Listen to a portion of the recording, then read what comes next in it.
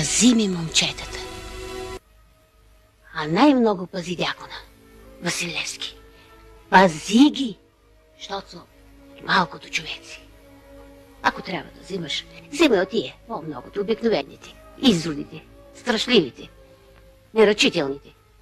Тия, дето са на земята само да я наядат, чет нямат, край нямат, няма да се свършат, колкото и да взимаш от тях.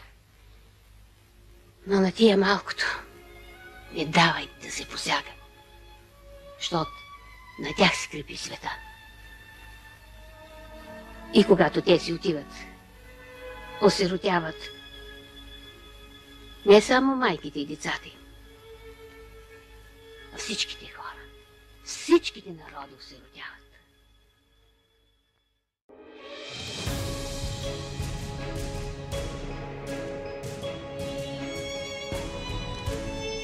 Разностранни са историческите роли, отредени на жените в априлското въстание. Жертви, участнички в подготовката на бунта, знамевески, знаменоски, съзаклятнички, участнички в защита на селищата си, парламентьорки, укривателки на въстаници, спасителка на град, свидетелки и обвинителки на жестокостите и техните извършители. В по-голямата част от изредените направления, в които е регистрирано участието на българката, се открояват конкретни примери за горнооряховски жени, отдали се на националната идея.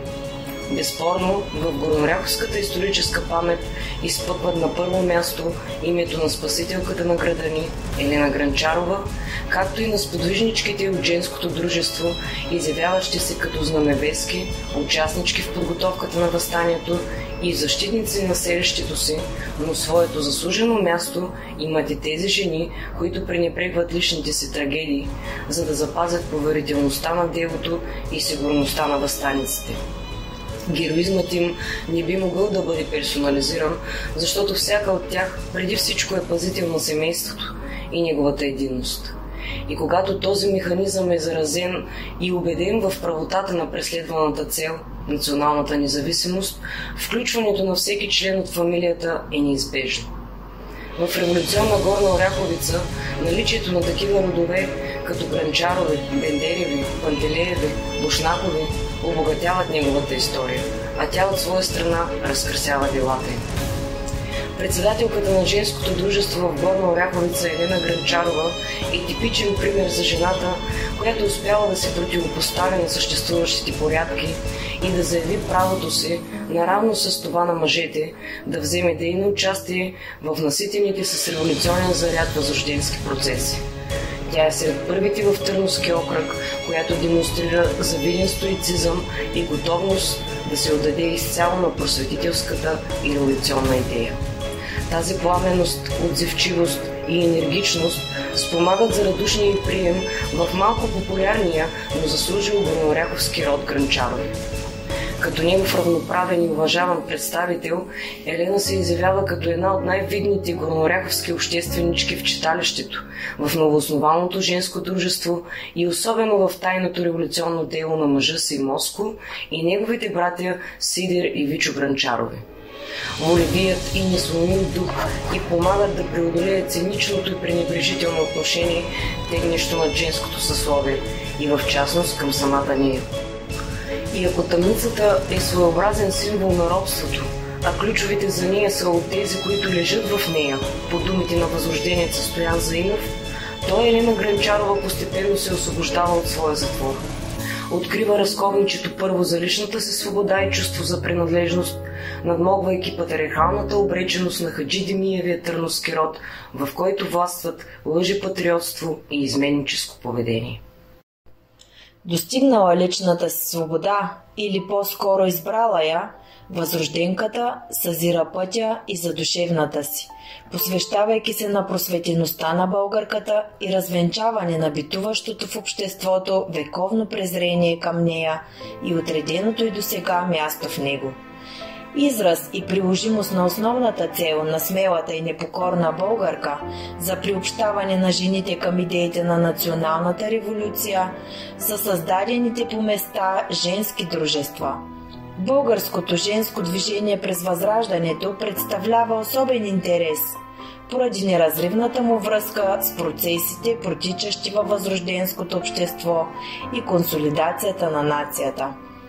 Няколко са определящите предпоставки за възникването на женските организации. Стопанската и социалната структура на градовете и селата от градски тип, народностния им облик, както и създадената мрежа от килийни, взаимни и класни девически училища.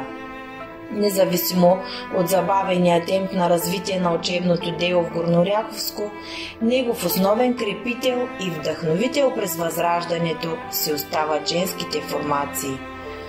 От тук произлиза и една от основните задачи пред сформираните културни срещища – поддържане и финансиране на учебното дело, съчетана с събиране на помощи за издръжка на бедни ученички, изпращане на талантливи момичета да се обучават за учителки в по-добри училища в страната или чужбина, построяване на нови сгради за девическите училища и снабдяване на училищните библиотеки и не на последно място установяване на връзка с местните читалища и обща просветна дейност с тях. През 1872 година е създадено Горнооряховското женско дружество Просвета с председател Елена Гранчарова. Базирайки се на спомените й, със сигурност се потвърждава именно тази година като начална в дейността на културната организация. На 30 години съставих за първи път в България женско дружество с девера си Вичо Гранчаров. За сега името ми е написано с златни букви в дружеството. Дружеството се именува Просвета. Отново от същия източник добиваме представа за състава на женското дружество и начина, по който се издържа то. Най-напред привлякох 5-6 членки – Зафири Евангели Писареви, Кина Минкова, Ана Хаджи Панайотова, Йонка Пепева. Дадохме по една турска лира и основахме дружеството. За гарантиране легитимността на дружеството е поръчан печат, в чиято композиция централно място заемат две стиснати ръце, оградени с маслинови клонки, а между върховете им е изписано името Просвета. Гравиран е и текст «Женско дружество в Горна Оряховица». Наличен е и втори печат, собственост на девическото училище, чиято вътрешна част е заета от девиза Просвещение, декориран с два стилизирани растителни орнамента. Около него е изписан и текст «Българско Оряховско народно училище». В своята дейност сформираното Горнооряховско дружество се ръководи от същите цели и задачи, изпълнявани от всички организации с такава насоченост. За по-лесното им реализиране и разгръщане, то поддържа взаимоотношения с създадените такива в Търново и Железник. Основаните женски формации не се ограничават единствено в подпомагане на девическото образование в рамките на самото селище, в което са създадени, но и в околните му. Това се илюстрира от широко обхватната насоченост на Горнооряховското дружество Просвета, което под ръководството на Елена Гранчарова осъществява контакт с македонската дружина в Цареград, водено от убеждението, че именно тя би усвоила и разпределила по възможно най-ефективния начин дарените им материални средства. Съществуват обаче безспорни доказателства и обстоятелства, които налагат трансформирането им от културно-просветни организации в такива с революционна насоченост.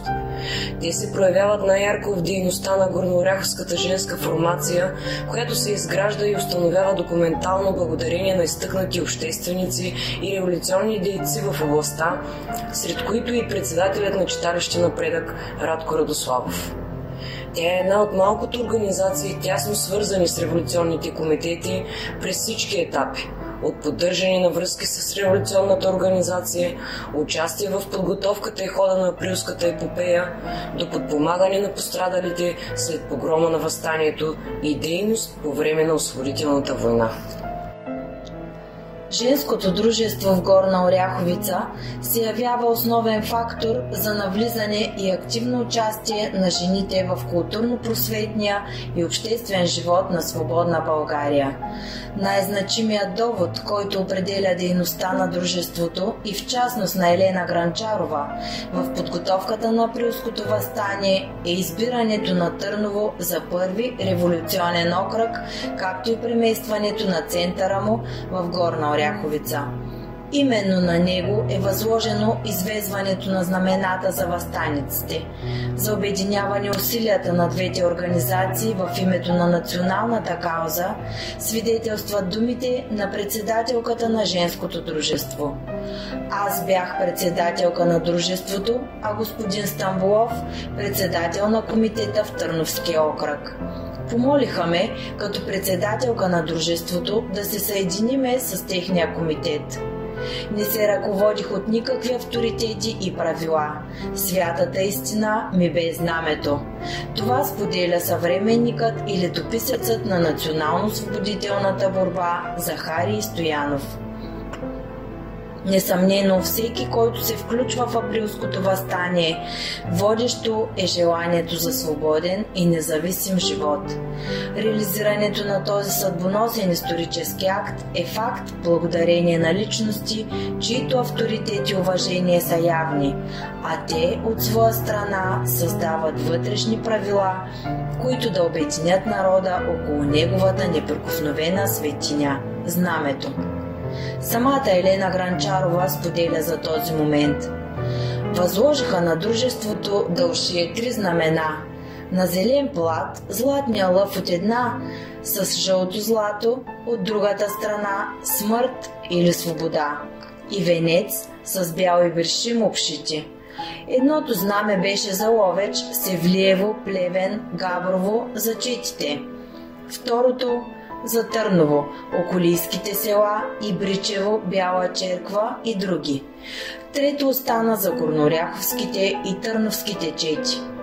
Спомените на Христо Семерджиев свидетелстват за ушиването на горнооряховското знаме. Госпожа Еленка се обещала. Брат ми е обяснил как ще се ушият знамената, от какъв плат, какъв лъв и кръст и как госпожа Еленка за тая цел ангажира и госпожица Зойка Филева. Историческия път на горнооряховската въстаническа светиня не приключва след проваления замисъл за въстание в нашия град. Дори напротив, в годините преди и след освобождението тя намира своята приложимост. През 1877 година е връчено на генерал Гурко, който от своя страна го предава на 4-та опълченска дружина, сражавала се в боевете при Шипка и Шейново. След освободителната война, горнооряховското знаме по настояване на майор Николаев е предадено на Пловдивската дружина, участвала в Сръбско-българската война от 1885 година. След победния и край знамето е предадено в Царския дворец, където престоява до 1946 година, когато е връчено за съхранение на Националния военно-исторически музей и до днес. Дейността на дружество Просвета се проявява и в други страни при подготовката на въстанието. Горнооряховки, предвождани от будната българка Елена Гранчарова, се включват редно с мъжете в приготвянето на фишеци и укриването на апостоли по домовете си, където се провеждат тайни събрания на революционната организация. С цялата си дейност през бунтовната 1876 година, дружеството в Горна Оряховица се поставя в услуга на местния революционен комитет. Най-неоспоримият факт в подкрепа на това твърдение е организирания от Елена Гранчарова масов бунт на горнооряховските жени, членове на оглавяваната от нея културна организация. Повод за въставането им е залавянето на местните революционни дейци в лицето на Георги Измирлиев и Иван Панов Семерджиев, както и възникналата опасност от разграбване и унищожаване на Горна Оряховица. За инициираната от нея рискована и невиждана акция, самата тя споделя: "За да запазя градеца от разрушение, аз ударих църковните камбани. Свиках цялото женско население, завързах главите им с черни кърпи и вкупом демонстративно потеглихме за град Търново.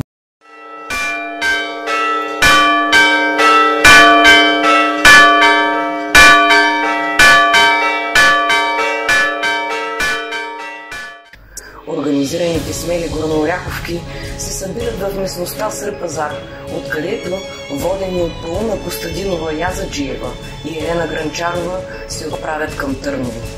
Когато колоната от хора се показва в местността Каменец, един изплашен османлия ги съглежда и тръгва към конака, крещейки: "Московецът иде!"